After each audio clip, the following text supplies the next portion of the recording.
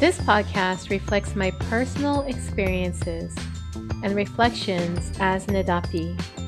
I am not a therapist or a mental health professional, and nothing here is meant to replace professional support. Some of the topics I explore may bring up difficult emotions and memories. If you find yourself needing more support, I encourage you to reach out to a therapist, counselor, or trusted person in your life. Welcome to Coming Home, a podcast dedicated to healing through exploring and celebrating childhood memories in adulthood. I am the host, Augie Sanchez.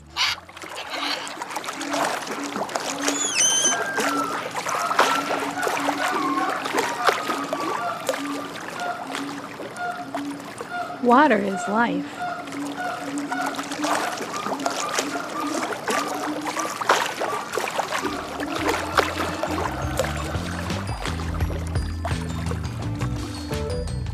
Adoption, for me, has had a way of erasing, or at least silencing pre-adoption memories. As an adult recovering from the trauma of adoption, I am walking through pre-adoption fractured memories. I choose not to focus on the trauma, but on the memories that were suppressed for too many years. One of these memories was a lake, or maybe a pond?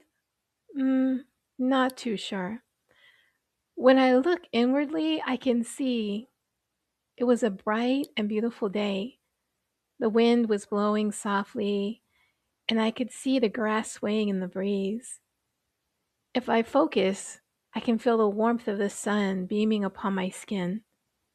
Everything is so big, it is almost like a film that loses its place. All I see is that moment. I don't know who I am with. It seems like I am walking in the grass, but I don't notice anybody with me.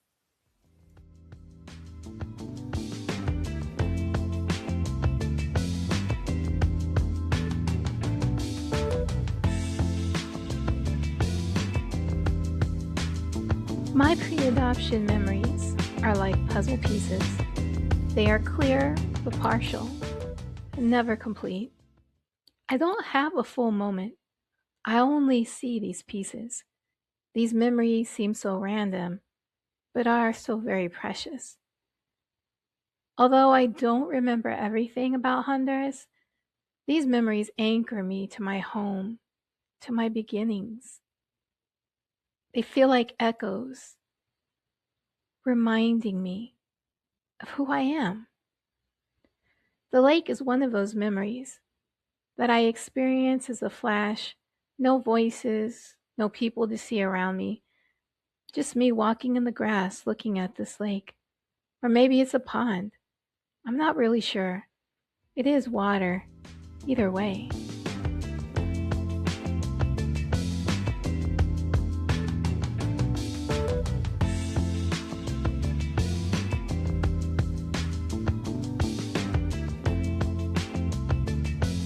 I think water is more precious and valuable than metals or resources.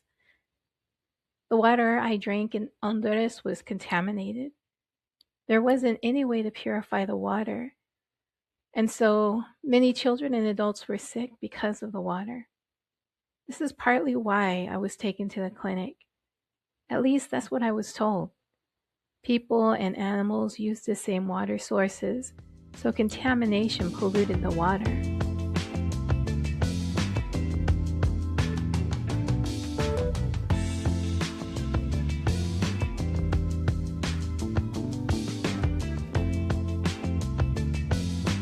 I don't know if we realize the value of clean water until we experience a health crisis due to water contamination. According to DICF in 2013, 11.5% of the country's households in Honduras did not have water supply services, 22.5% had sanitation problems, and 4.7% had to make use of unsafe water sources such as springs, rivers, or streams.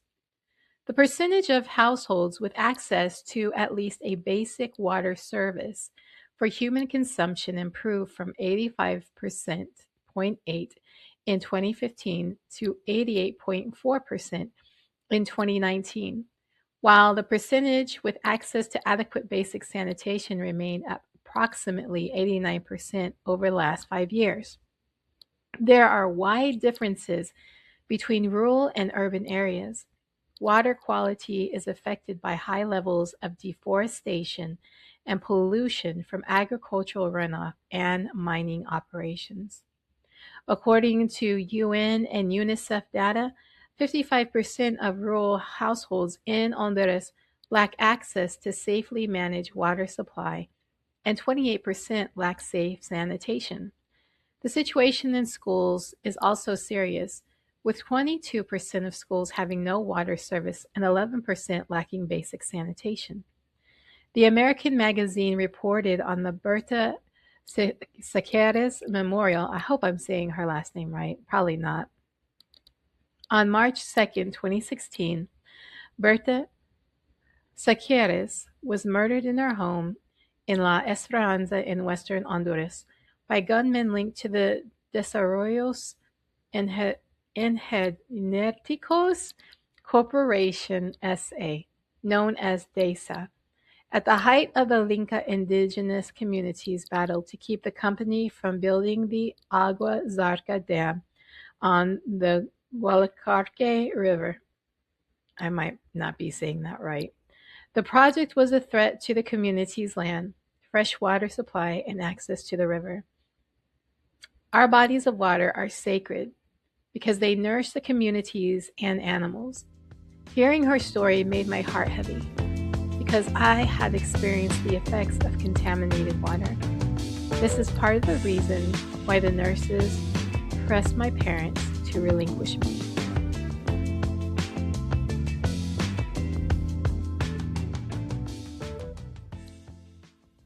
Maybe I remember the body of water because it was part of my link to a memory of struggle, the struggle to stay alive.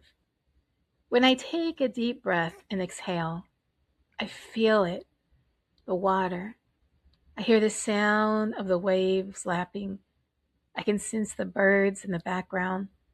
All seems to be almost quiet though, like a scene where the focus is on the main character and everything else falls to the background and becomes muted.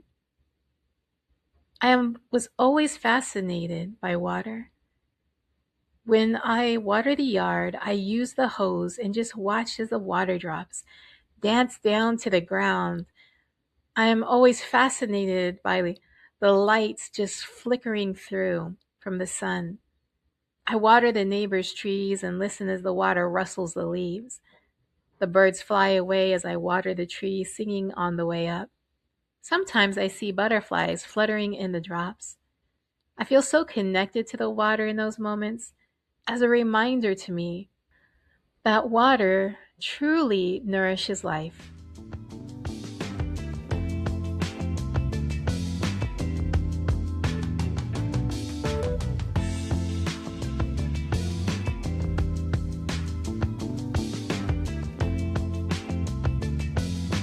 Here are some ideas of how you can become a protector of water. Don't flush prescriptions in the toilet. Turn off the water when brushing your teeth. Don't flush toxic chemicals in the sinks. Water your yard on your specified watering days. Do you have a special water memory? I would love to hear about it. Have you thought about the value of water? What is one thing you can do to become a water protector?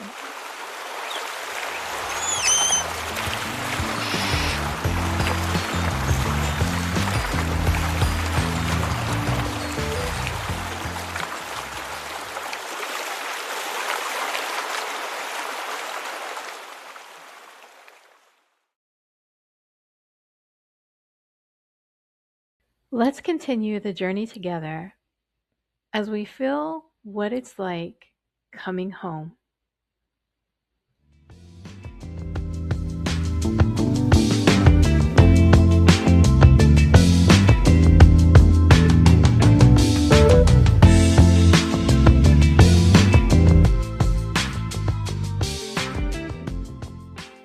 truly.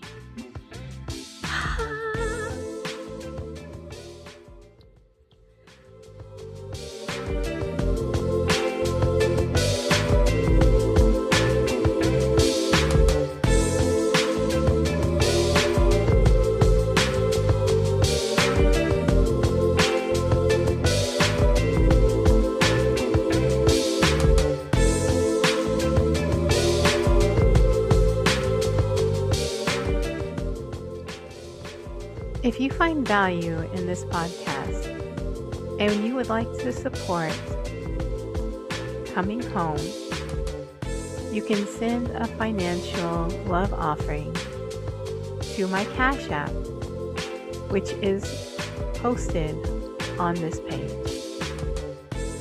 Thank you. All financial love offerings are greatly appreciated.